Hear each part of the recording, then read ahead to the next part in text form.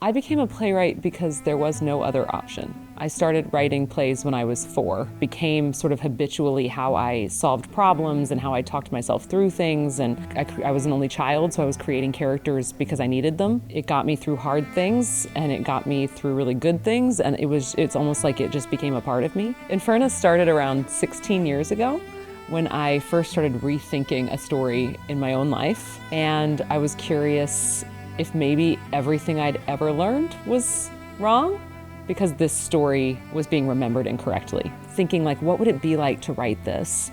The very first time I told the story, which was something I was a little bit ashamed or maybe nervous to tell, was actually in a letter to Christine Blasey Ford when she was going before the Supreme Court testimony hearings for Brett Kavanaugh. So I wrote it in a letter to her that she ended up responding to, and we had like a back and forth about this story. And I started thinking, well, gosh, maybe I should write it, but I can't imagine giving it to somebody else to perform in, so I'll just wait and I'll figure it out someday. I was a fellow with New York Stage and Film, and they offered me a residency, and they said to develop something that I would only have the courage to do if I had institutional support behind it.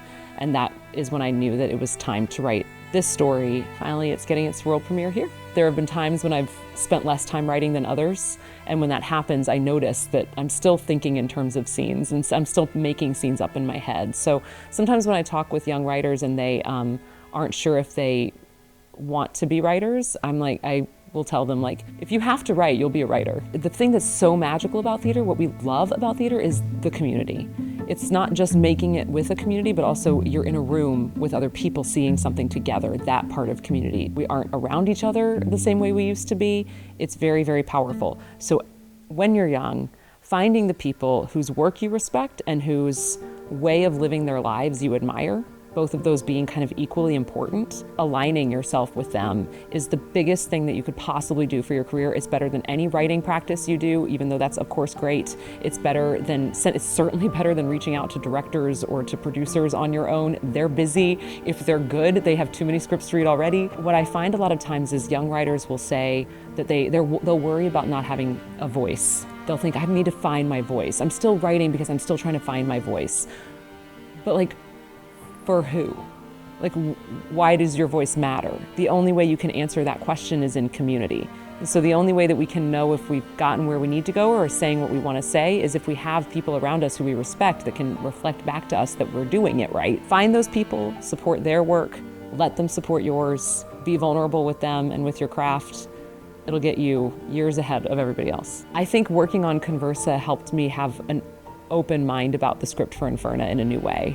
Conversa was so new that it required extensive rewrites, but I went into it knowing that that's part of what the process was going to be. I mean, it was really in almost a first draft stage when it got here, so we did a lot of work on it. And with INFERNA, it was much more cemented in my head, and to think, okay, what we come up with in the room, it can just change. And I know now, having done Conversa, that as an actor, I can handle those changes. It doesn't scare me that if the script has to be rewritten for something or there's a better joke, that we can put it in and we'll get there. Right before I wrote INFERNA, that was the summer of 2021. In March of 2020, I had a play close on opening night, the same way many people's plays close, and the pandemic hit.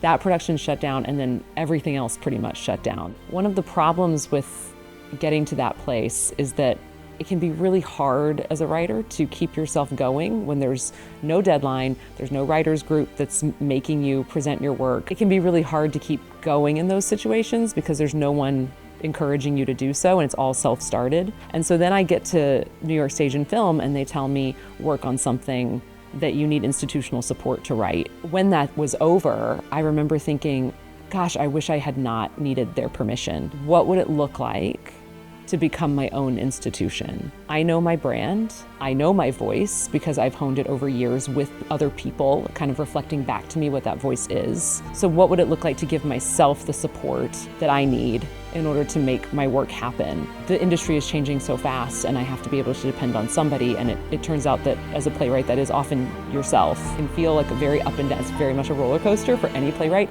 You write this beautiful thing, sometimes people love it, then you submit it somewhere and it's as though you don't exist. It's just kind of always in flow.